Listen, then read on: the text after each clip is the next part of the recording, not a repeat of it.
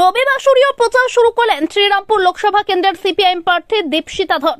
আজ সকালে তিনি ডোমজুরের মাকড়দহ থেকে বাঁকড়া বাজার প্রায় 4 কিলোমিটার দলীয় কর্মীদের নিয়ে মিছিল করেন। এদিন তিনি বিভিন্ন বাজারের পাশ দিয়ে হেঁটে যাওয়ার সময় পথচলতি মানুষের সঙ্গে কথা বলেন। মিছিলে বেশ কিছু টোটো দেখা যায়। মাকড়দহ বাজার, কাটলিয়া বাজার, সলভ বাজার এবং বাঁকড়া বাজারে ছোট হাতি গাড়ির ওপরে চড়ে তিনি বক্তৃতাও দেন। এদিন তিনি সরাসরি অভিযোগ করেন তৃণমূল কংগ্রেস এবং বিজেপি দুটোই দুর্নীতিগ্রস্ত এবং লুটেরাদের দল। তাই সাধারণ মানুষের চাকরি, শিক্ষা এবং মহিলাদের নিরাপত্তার দাবিতে বামেরা লড়ছে। 10 বছর হয়ে গেল টেট প্রার্থীরা রাস্তায় বসে আছেন, এখনো চাকরি পেলেন না। যুব সমাজের ওপর আক্রমণ বেশি হচ্ছে। তিনি আরো অভিযোগ করেন এই লোকসভা কেন্দ্রের 3 বারের তৃণমূল কংগ্রেস সাংসদ কল্যাণ বন্দ্যোপাধ্যায়কে দেখা যায় না। তার মুখের ভাষা সাধারণ মানুষকে লজ্জা দেয়। এদিন তিনি দাবি করেন রাস্তায় নেমে সাধারণ মানুষের সমর্থন পাচ্ছেন। সঠিকভাবে নির্বাচন হলে তিনি এদিন দীপশিতার সঙ্গে কয়েকশো সিপিএম কর্মী রাস্তায় হাঁটে।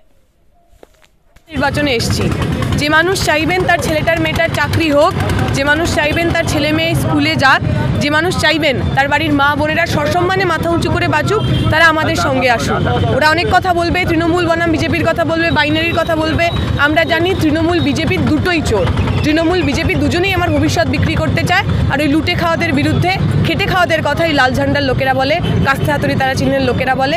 আগামী নির্বাচনে মানুষ আমাদের সঙ্গে থাকবেন। মানুষ স্বতঃস্ফূর্তভাবে সাড়া দিচ্ছেন। বহু মানুষের রাগ, এত দিনের উনি সাংসদ, কিন্তু একজন সাংসদকে চোখের দেখা যেটুকু দেখা যায় সেটুকুও তো তারা দেখেননি। আমি এই এলাকার মেয়ে, আমি এই ডোমজুর বিধানসভা কেন্দ্রের ভোটার। আমরা দেখিনি কখনো আমার এমপিকে, আমার সাংসদকে একদিনের জন্য আমার এলাকায় 5টা বছরে, 15টা বছরে। আমরা এমন সাংসদ চাই যে সাংসদ আমার হয়ে কথা বলবে। আমি এমন সাংসদ চাই যার মুখের ভাষা নিয়ে একজন সাধারণ ভোটার হিসেবে আমাকে লজ্জিত হতে হবে না। আমি এমন সাংসদ চাই যাকে নিয়ে আমরা গর্ব করতে পারবো। পুরোটাই আশাবাদী। যদি নির্বাচন সঠিকভাবে হয়, যদি মানুষ ভোট দিতে পারেন, তাহলে আমাদেরই জয় হবে। না, এর আগেও আমার মনে আছে যখন আভাসদা পলাশদার নির্বাচনে দাঁড়িয়েছিলেন, তখন তাদের বয়স কম ছিল। এটা তো খুব স্বাভাবিক ঘটনা। বিগত দিনে আমার প্রজন্মের ছেলেমেয়েদের উপর আক্রমণ বেশি হয়েছে। 2014 সালে টেট পরীক্ষা পাশ করেছে, 2024-এ এসেও সেই ছেলেটার মেয়েটার চাকরি হয়নি। 10 বছর ধরে শুধুমাত্র ধর্ণা দিতে হয়েছে চাকরির জন্য। ফলে আমার প্রজন্মের ছেলেমেয়েরা যেহেতু আক্রান্ত বেশি, আমার প্রজন্মের ছেলেমেয়েরা লড়াই আন্দোলনেও বেশি।